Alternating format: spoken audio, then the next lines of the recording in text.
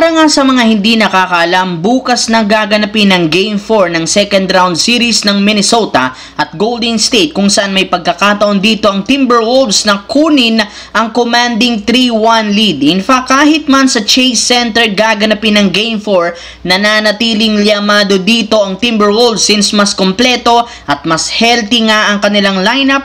At syempre, hindi pa rin naman maglalaro dito si Stephen Curry dahil sa injury. Kaya inaasahan na sasamantalahin ito ng Minnesota para makuha ang pangatlong sunod na panalo. Malinaw na plano ng Wolves tapusin ang serye sa Game 5 since ayaw nga nila itong paabutin pa sa Game 6 o Game 7 at bigyan ng pagkakataon si Curry na makahabol sa Golden State. Aminado sila na kapag nakakuha ng kahit kaunting momentum ang Warriors, siguradong mahihirapan nga silang manalo sa mga susunod na laro. Samantala, simula nga po ng malaglag ang Houston Rockets sa first round matapos silang matalo ng Warriors, tuluyan na nga pong nagtapos ang kontrata ni Steven Adams. Kaya expected na magiging isa na siyang ganap na free agent.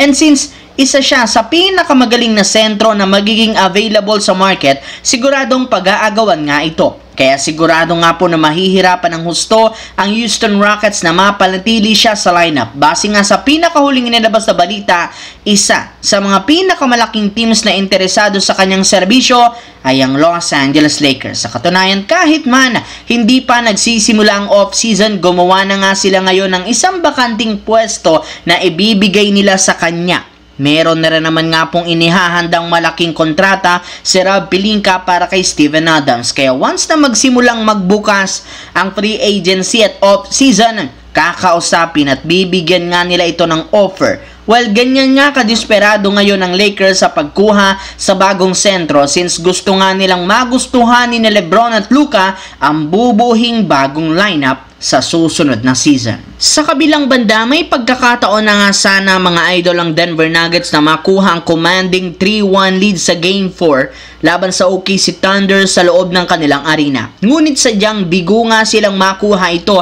matapos silang matalo sa isa na namang close game. Kaya imbes na mas lumamang sa serye, tumabla na. 2-2 ang labanan kung saan nakuha ngang muli ng Thunder ang home court advantage sa magiging best of 3. Kaya ang tanong ng karamihan, ano nga bang tunay na rason bakit nasayang ng Denver ang napakalaking oportunidad? Well, ayon sa ilang mga analyst, isa sa dahilan ng patuloy na pag-struggle ni Nikola Jokic. In fact, kahit man nagdala ito ng 27 points, 13 rebounds, tumira lang naman nga ito ng 7 out of 22 shooting. Bukod dyan, kasalukuyan rin naman nga pong nagkakaroon si Jokic ng lowest stats sa playoff niya sa pagkakaroon lamang ng 33% shooting at 18% naman sa 3-point line at ang pagkakaroon ng 16 turnovers sa nakalipas na 3 laro laban sa OKC Thunder. Kaya mukhang literal pinapahirapan siya ng husto ng Thunder na makagawa ng opensa.